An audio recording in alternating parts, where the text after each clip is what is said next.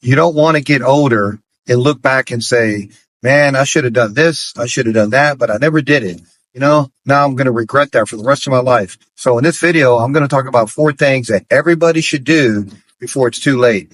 The first thing is everybody should write a book. Surveys are showing that up to 81% of people want to write a book, but just never do it.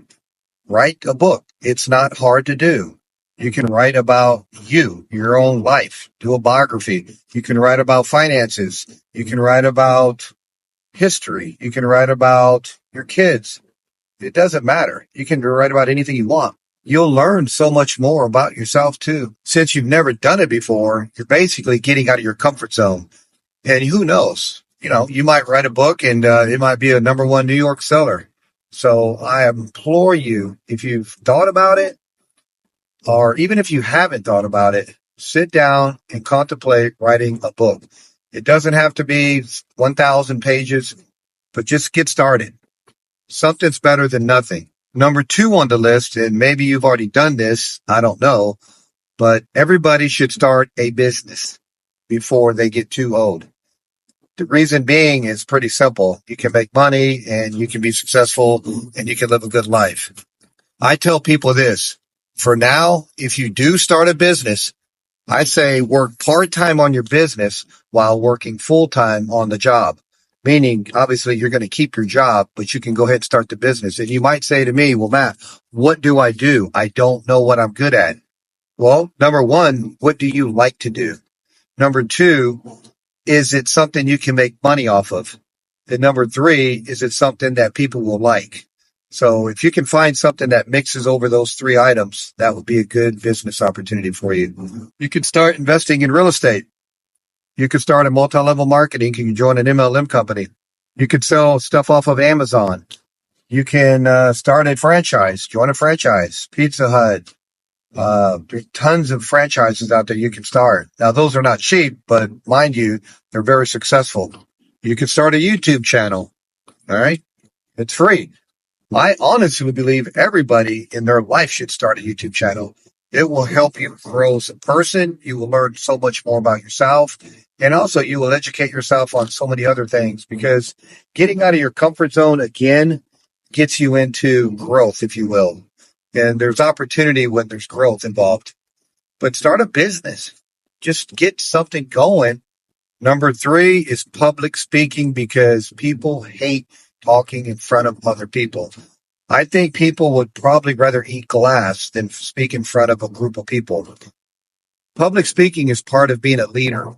Any great leader is going to be a good public speaker. But with public speaking, you never know what you're going to run into in life.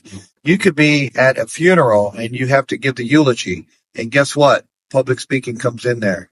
You could be at a wedding and you have to do the toast for you're the best man. Public speaking. Or perhaps that you're trying to raise money and you're talking to a group of investors. Public speaking. Public speaking will just make you a more well-rounded person. And it definitely will get you out of your comfort zone. And I'm not saying it's easy.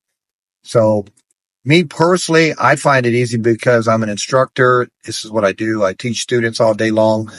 But if you've never done public speaking, but you've thought about it, and like I said, even if you haven't thought about it, this is one area that you should definitely try out and see what you think. Public speaking will let you also know where your weaknesses are. Because when you sit there and you're trying to talk to somebody, you have to actually convince them of something. If you're public speaking, you're trying to tell them something. And then you get better at convincing people, influencing people, adding value to their life. And then you also get good at reading people, which gets into emotional intelligence. When you can start reading people and picking up on what they feel and how they think when you're talking to them, this is going to definitely make you a better person. And if you're in a leadership position, it will help you there too. Okay, the last thing on my list is probably something you never thought about, is look for a job. And I'm not telling you to just quit your job at this point. I'm saying while you have your job, look for a job and put in for other jobs and see what comes up. The great thing about looking for a job while you still have one is that there's no stress. You're not worried. You're not nervous. You're in the interview. You're going to do great.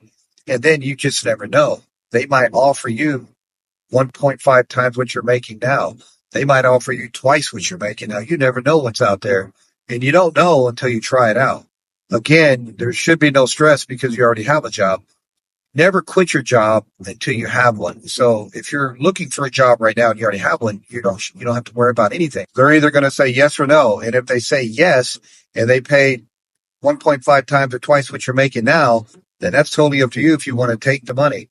Or you can come back to your other employer that you are working for and say, hey, I've been offered, twice my salary.